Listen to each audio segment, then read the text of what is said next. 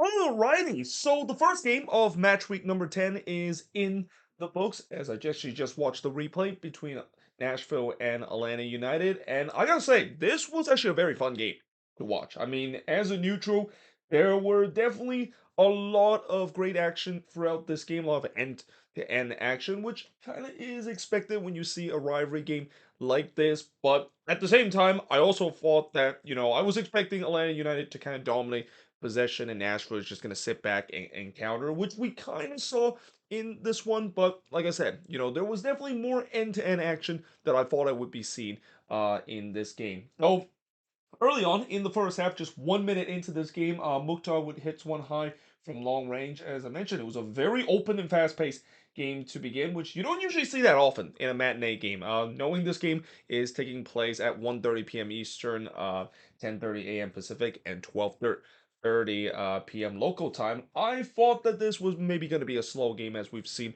before in matinee games. But no, right off the bat, both team was up for it. Pico would hit one right to Diop as the flag went up. Before on the other end, Araujo would hit one high from long range, and then Godoy would puts it wide on the volley. Club turnover problem seems to be back for Atlanta United in this one. Now, I will say this.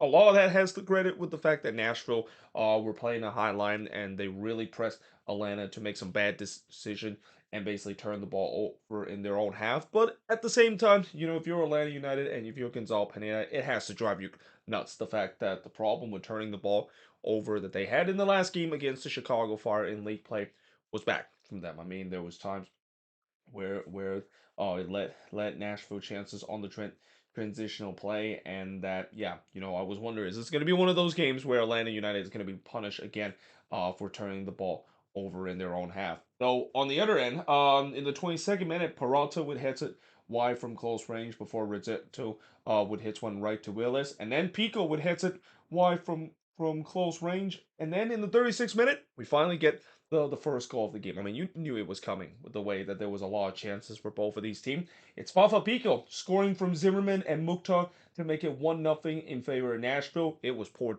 set piece defending from Atlanta United. Like, first of all, you cannot allow Zimmerman to be there in the front post to flick that one, because once you allow a guy flick one in the front post coming off of a set piece, you're in big trouble. And they allow him to do so, and also just Pico completely left unmarked in the back post there, and it's an easy tap in for him. And yeah, Nashville were leading 1-0, and that would be the scoreline heading into the second half. Now in the second half, I thought Atlanta again they come out of the second half with a lot of possession, but no creativity whatsoever in the build-up. And that was kind of the story at time in this game. And that, again, keep in mind, they did not had Yakimakis in this one. Apparently, the injury that he suffered in the game against Chicago. I mean, I thought it wasn't that severe. I mean, it is kind of a head injury, but he did continue for a couple of minutes before I thought Pineda might have just subbed him off just for precautionary reason. But no, it looks like he's going to be out for at least these last two games. And yeah, they really miss him because he offer a lot. I mean, he offer a lot in terms of goal scoring, but also just the build up play to he offer a lot of that to this Atlanta United side. And without him, you can see there was definitely big difference with this team.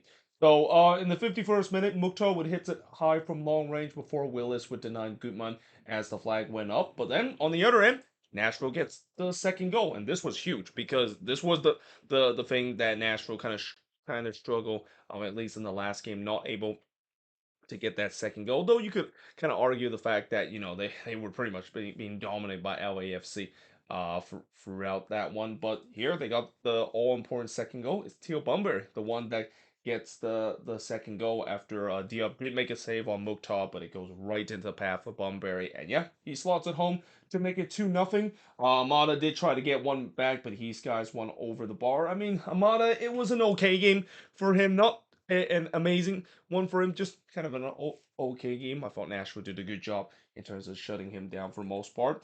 And then in the 62nd minute, Walker Zimmerman actually went in on goal. I mean, that's something you don't see often, seeing a center back go through on goal on the attack, but he hits one right to Diop there. And then I also thought that this game, it once again started to become very wide open, and it really doesn't favor Nashville. I mean, I know it may be favored Nashville with the way that they like to play that style, but when you're leading 2-0, yeah, I don't think they need to be playing an open game like that. And especially, I think Gary Smith is thinking that, yeah, maybe they need to start to kind of pipe it down a little bit in terms of all their transitional and leaving space for Atlanta to go the other way.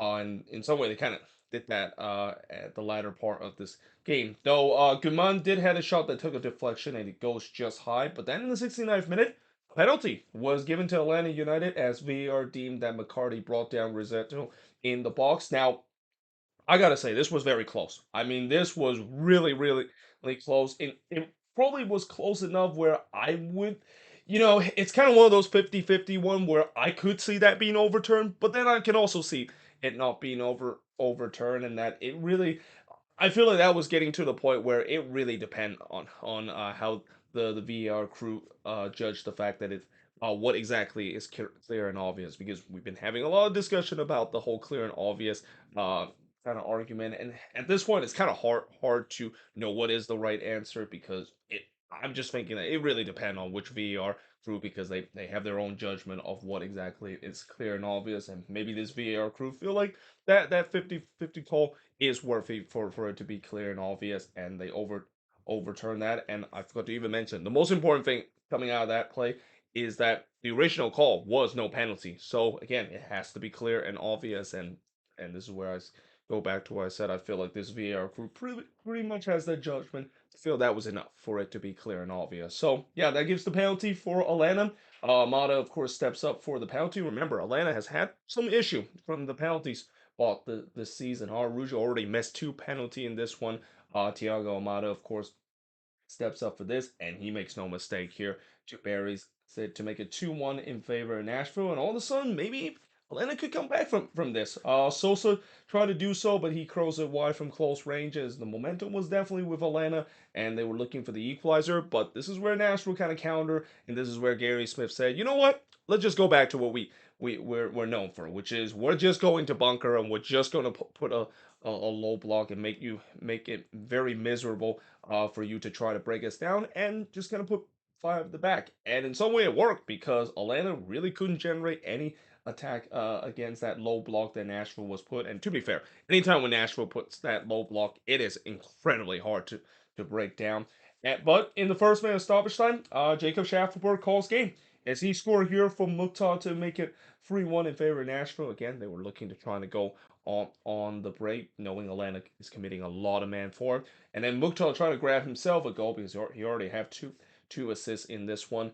And he tried to make a goal before the end of this game, but he hits it just wide on the free kick. But yeah, in the end, Nashville, they win 3-1 in this one, and I believe they moved up to fourth place now in the Eastern Conference. Shots in this one, 11 shots compared to 17 that Atlanta has, 4 shots on goal for the 2 that Atlanta has, 7 shots off target for the 6 that Nashville has, 8 shots that was blocked for the 1 that Nashville has, and possession-wise, 66% possession compared to 34% possession that Nashville SC has in this game. And again, for Nashville, very good result. It looks like a very Nashville SC kind of game with the way that they did a good job in terms of and going quickly on transition and also Honey Mukhtar once again the storyline of this game. I mean, it's not a big surprise that everything goes through him in terms of the attack that Nashville has, and Atlanta has no answer in terms of shutting him down throughout this game. But also for Atlanta, this has got to be very concerning because these last couple of games, coming into this game, even after when we found out they lost in this one, they lost their midweek game against Memphis 901 in the U.S. Open Cup. Now, granted, they didn't put their strongest squad in that one, but it's got to be very disappointing if you lose to a USL championship side. I mean, certainly not one of the team I support that I definitely saw that especially in person. But the other thing that's got to be concerning is even in league play when you look at the last couple of games. I mean, that 2-1 win against Chicago. Don't let that win distract you the fact that Chicago were the better team in that one. And if it wasn't for Chicago doing their very typical boneheaded play on the road, Atlanta probably wouldn't got anything out. Well, would have only got a point out of that game, and then again against Toronto FC. dropping points late in the game, and all of a sudden, things are not looking so rosy for the Five Stripes all of the sudden, and there has to maybe start to be concerned that that good run that we had in the beginning of the season.